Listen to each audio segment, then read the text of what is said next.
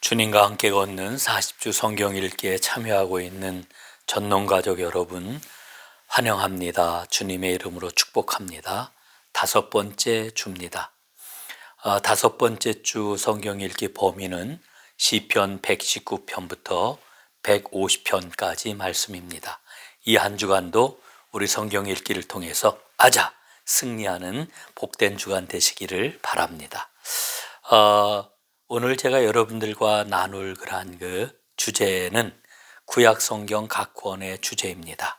구약 성경 39권 각 권의 주제를 간략하게 살펴보는 시간입니다. 먼저 복습하는 시간을 갖도록 하겠습니다. 지난주에 살펴보았던 한눈으로 보는 성경의 구조를 한번 생각해 보십시다. 여러분 그림을 한번 떠올려 보세요. 온 인류에서 이스라엘에게로, 또 그 이스라엘 12지파에서 유다지파에게로, 유다지파 가운데에서 남은 자에게로, 그리고 남은 자 중에 남은 자인 예수 그리스도에게 점점 좁아지는 이와 같은 그런 성경의 구조가 바로 구약의 구조다라고 하는 거 말씀을 드렸습니다. 그리고 다시 예수 그리스도가 이 땅에 오셔서 12제자를 부르시지요. 12제자들을 통해 가지고 초대교회가 생겨났고요. 초대교회에서 복음을 전함으로 열방의 교회들이 생겨났습니다. 그리고 이 열방의 교회들을 통해서 마침내 온 인류가 구원을 받는 역사가 일어나게 될 것입니다. 그래서 신약의 역사는 예수 그리스도로부터 시작해 가지고 12제자, 초대교회, 열방의 교회들, 그리고 온 인류에게로 가는 점점 확장되어 가는 역사라고 이야기를 할 수가 있겠습니다. 이것이 바로 한눈으로 보는 성경의 구조입니다. 두 번째, 연대기적으로 본 구약 성경을 한번 떠올려 보십시오. 구약의 그 시대를 10개의 시대로 다 나누었던 것 여러분 기억이 나시죠? 첫 번째는 창조시대, 두 번째는 족장시대, 세 번째는 출애굽 광야시대, 네 번째는 정복시대. 자, 다섯 번째는 뭘까요? 기억나시죠? 사사시대, 여섯 번째 단일 왕국시대, 일곱 번째 분열 왕국시대. 분열 왕국시대 다음에는 어디예요? 무슨 시대예요? 포로시대. 포로시대 다음에 포로 귀환시대, 마지막 열 번째 시대인 침묵시대. 다 기억하실 겁니다.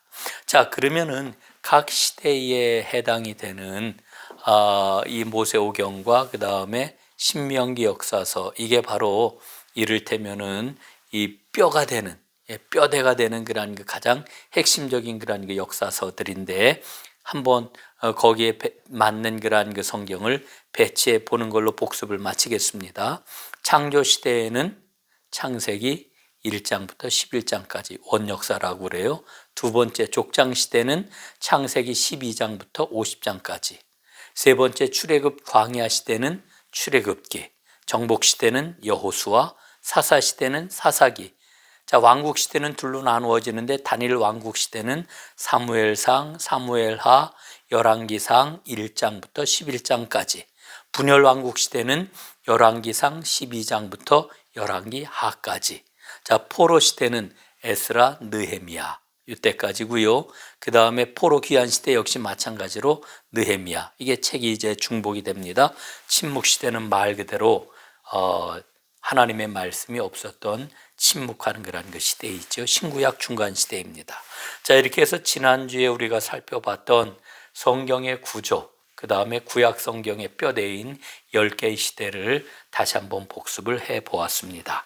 자, 그러면은 이제 오늘 우리가 살펴볼 구약 성경 각 권의 주제에 대해서 이제 하나하나 살펴보도록 하겠습니다. 성경은 모두 몇 권이죠? 66권. 구약이 몇 권? 39권. 신약이 27권입니다. 오늘은 구약 성경 39권의 주제를 살펴보는 시간을 갖습니다. 첫 번째 창세기입니다. 창세기는 시작과 기원에 관한 책이지요. 인간의 창조, 온 세상의 창조, 그리고 인간의 창조, 그 하나님 앞에 창조받은 인간이 타락하고 범죄한 사건, 그리고 하나님께서 하나님의 선택하신 백성을 어떻게 시작하셨느냐라고 하는 게 창세기에 기록이 되어 있죠. 1장부터 11장까지는 원역사입니다. 기원에 관한 거예요. 12장부터 50장까지는 아브라함과 이삭과 야곱, 요셉 이 네 명의 족장들의 이야기이죠. 그래서 우리가 족장사라고 이야기를 합니다. 자, 이제 두 번째 책으로 넘어갑니다. 출애굽기입니다.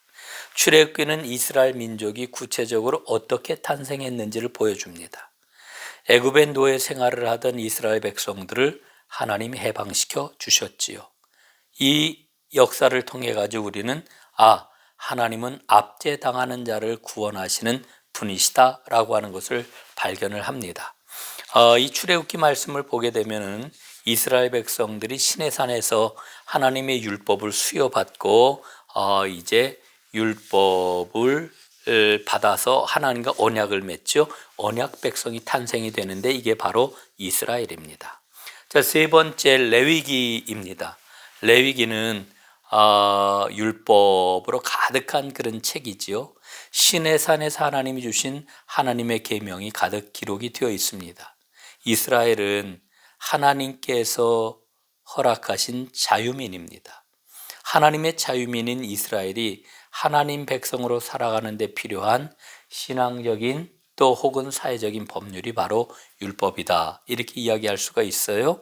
제사법과 제사 형식, 각종 규례들 이런 것들이 레위기에 기록이 되어 있고요.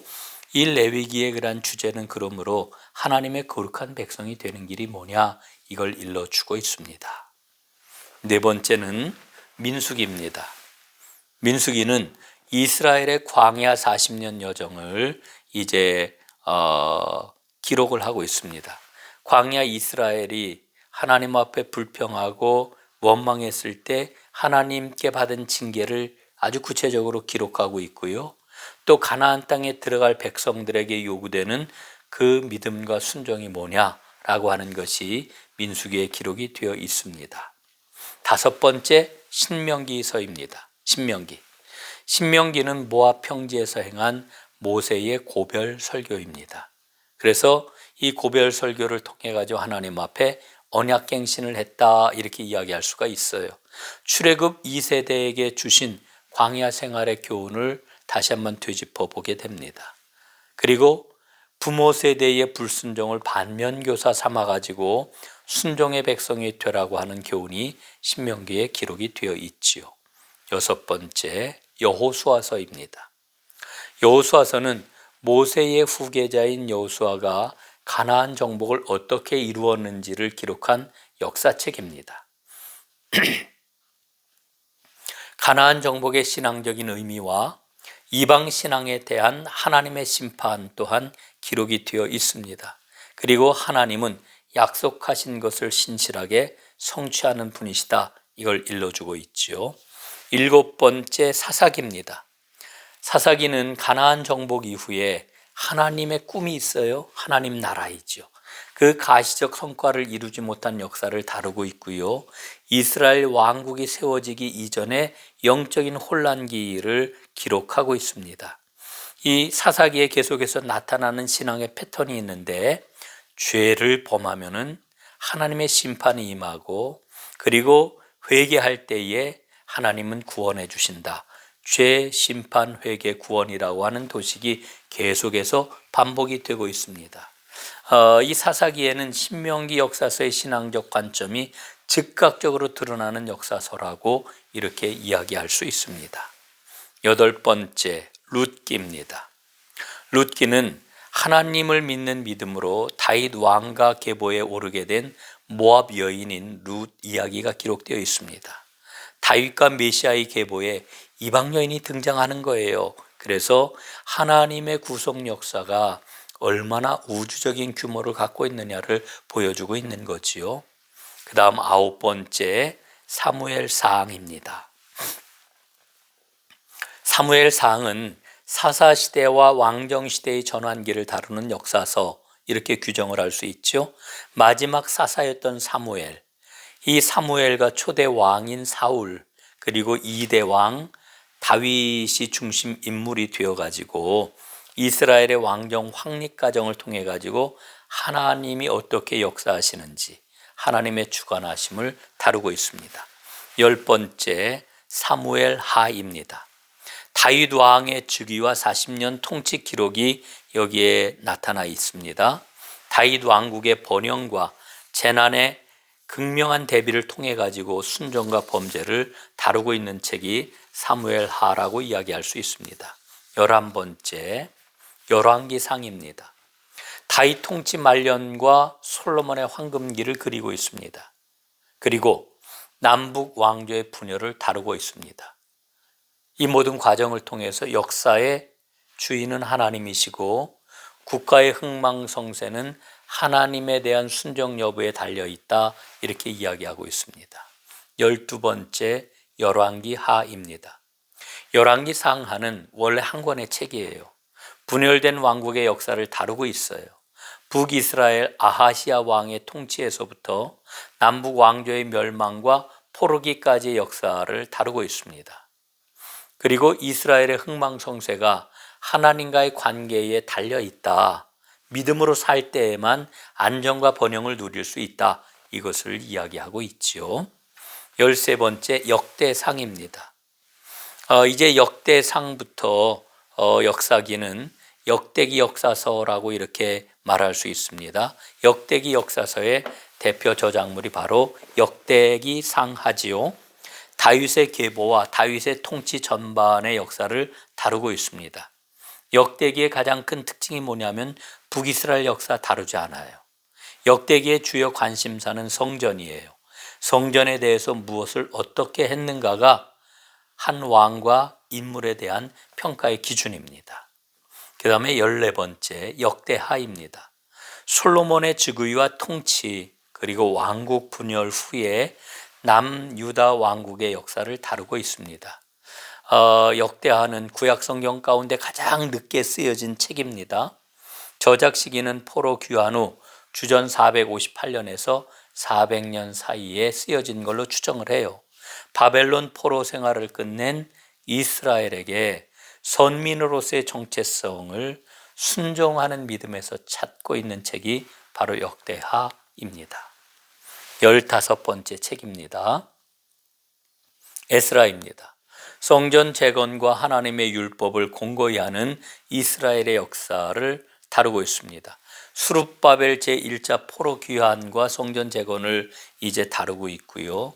에스라 2차 귀환과 신앙 개혁 운동을 또한 다루고 있습니다. 16번째 느헤미야입니다. 바벨론 포로 귀환 이후 예루살렘 성벽 재건 역사를 이제 이 책에서는 기술하고 있는데요.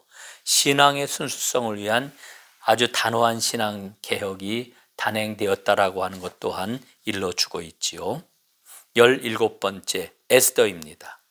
바사제국 아하수에로 왕의 왕후가 된 에스더 왕비의 이야기입니다. 자기 백성을 구원하시기 위해 하나님이 얼마나 주도 면밀하게 섭리하시는지를 보여주는 책입니다. 불임절이 어떻게 유래했는지를 우리는 이 에스더기를 통해서 알 수가 있습니다. 18번째 이제 욥기로 다 넘어갑니다. 욥기의 가장 큰 주제는 뭐냐 하면은 고난을 어떻게 이해할 것인가. 여러분, 이 땅에서 우리가 고난을 당하잖아요. 인생이 고난이 얼마나 많습니까? 또 왜 의인이 고난을 당하는가? 의인은 고난을 당하면 안 될 것 같은데 의인이 고난을 당한단 말이지요. 이 물음을 통해 가지고 인과응보식의 신앙을 뛰어넘는 하나님의 역사심에 대한 궁극적인 그러한 근원을 이제 더듬어 보는, 그래서 하나님을 진실로 신뢰하는 그 길이 무엇인지를 살펴보는 영적 교훈을 담고 있는 아주 깊은 책, 이게 바로 욥기입니다. 19번째 시편. 시편에는 모두 150개의 시가 실려 있지요. 이 150개의 시를 통해서 드러나는 기도와 고백과 예배, 그리고 하나님 찬양을 우리는 만날 수 있습니다. 인생을 살아가는 성도들의 삶과 모든 경험이 녹아있는 영혼의 찬양집, 아마 이렇게도 이름을 붙일 수 있을 것 같아요. 저자들은 다윗이나 아삽이나 고라자손 혹은 솔로몬, 헤만, 에단, 모세 등을 우리가 이제 이야기할 수가 있고, 주로 다윗이 많은 시를 지었기 때문에 다윗의 시편이 압도적이지요. 모세 때로부터 바벨론 포로기 이후까지 아주 굉장히 긴 세월 동안 쓰여진 시를 모은 그러한 그 책이 바로 시편입니다. 20번째, 잠언. 지혜로운 삶을 위한 교훈집이다, 이렇게 이야기할 수 있고요. 하나님 경외와 순종이 참된 지혜의 본질이다, 이렇게 이야기해 주고 있죠. 저자로는 솔로몬과 아굴과 루루엘과 그리고 루루엘와의 그런 그 모친인 익명의 현인 등이 저자로 이렇게 알려져 있지만은 가장 많은 분량을 지은 솔로몬의 잠언이라고 이렇게 불리우고 있습니다. 그 다음에 21번째 전도서입니다. 전도서는 인생의 모든 쾌락과 만족을 겪은 솔로몬이 자신의 체험을 정리한 책, 이렇게 이야기할 수 있고요. 인생을 허무하게 보는 것 같아요. 그러나 아무리 허무해 보여도 하나님을 경외하는 것이 계명을 지키는 가장 지혜로운 삶이다, 이런 교훈을 주고 있습니다. 22번째 책, 아가서입니다. 아가서는 노래 중에 노래라고 하는 별명을 갖고 있죠. 남녀 간의 그런 그 사랑이 아주 뜨겁게 녹아있는 책입니다. 그 남녀 간의 사랑을 상징적으로 사용해 가지고 이스라엘을 향한 하나님의 사랑을 표현하고 있습니다. 그래서 이 아가서를 가르쳐 말하기를 이는 교회를 향한 그리스도의 사랑을 예표하는 것이다, 이렇게도 얘기를 해요. 그 다음에 23번째 이사야서입니다. 하나님이 예비하신 영광을 드러내는 책이라고 이야기할 수 있지요. 이사야서 66장은 1부와 2부로 다 이렇게 나누어질 수 있는데 1부는 39장까지고요. 2부는 40장부터 66장까지입니다. 그래서 성경의 축소판이라고 이렇게도 이야기를 합니다. 메시아에 대한 가장 많은 예언이 언급됨으로써 시편과 함께 신약에서 가장 많이 인용이 되는 책이기도 합니다. 24번째 예레미야입니다. 예레미야. 예루살렘 함락을 앞둔 시점에서 하나님의 심판에 대한 경고의 말씀을 주고 있는 책이지요. 타락한 유다의 멸망을 예언하고 회개를 촉구하는 그런 책입니다. 또한 회복에 대한 약속을 보여주기도 합니다. 25번째 예레미야 애가입니다. 예루살렘의 운명을 애절하게 눈물로 노래한 조가, 이게 바로 예레미야 애가인데요. 하나님께 겸손히 회개하는 이스라엘을 회복하실 것을 희망하는 노래가 바로 예레미야 애가입니다. 그 다음에 26번째 에스겔입니다. 예루살렘 함락을 전후해서 암울한 시기에 바벨론에서 선포한 에스겔 선지자의 예언서입니다.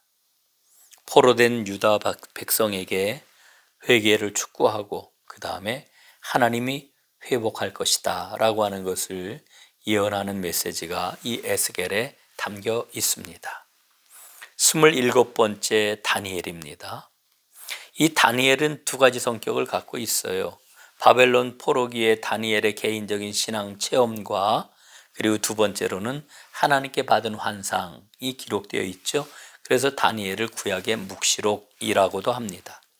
하나님께 모든 권한과 하나님께 순종하는, 하나님께서 모든 권한을 갖고 계시고 하나님께 순종하는 백성에게 승리를 보여주시는 책이라고 이렇게 이야기할 수 있습니다. 자, 이제 소선지서로 넘어가 보겠습니다. 호세아서입니다. 호세아서. 소선지서 12권째 중에서 제일 첫 번째 책이지요. 이스라엘을 가늠한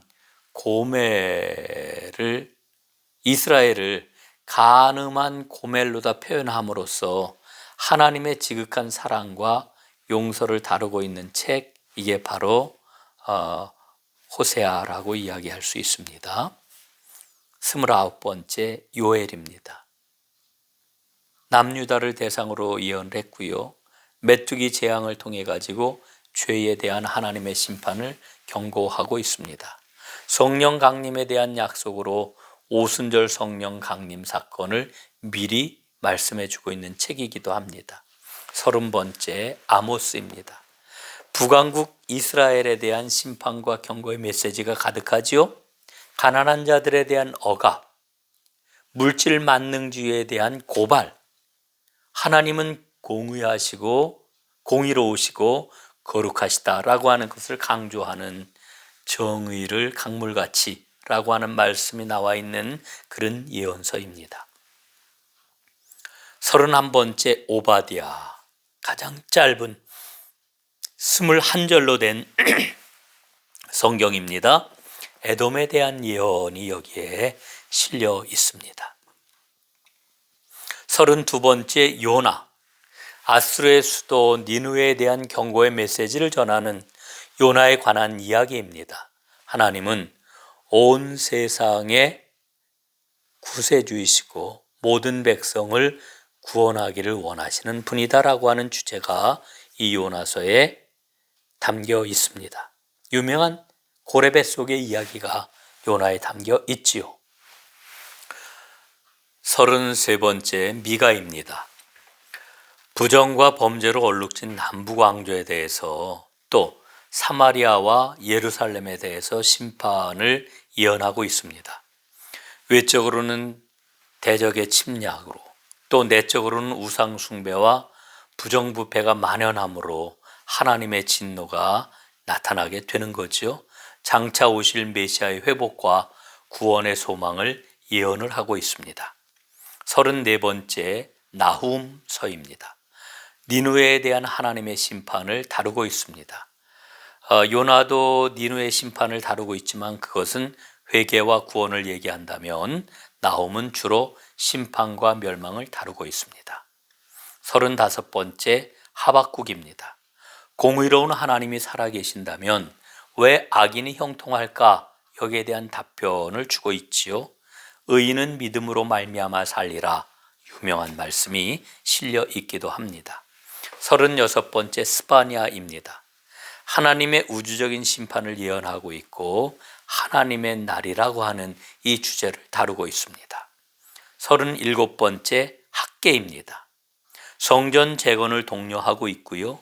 성전 재건을 통해 가지고 여호와 신앙을 가져라, 이렇게 격려하고 있습니다. 38번째 스가랴입니다. 역시 성전 재건을 독려하고 있고요.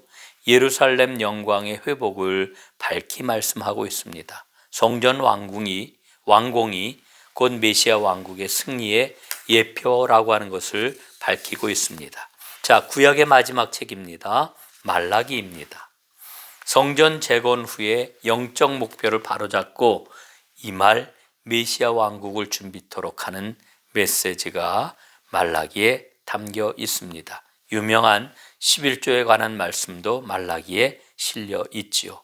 이상과 같이 구약 성경 각 권의 간략한 주제를 살펴보았습니다. 이번 한 주간도 말씀 가운데 승리하시기를 주님의 이름으로 축복합니다. 화이팅!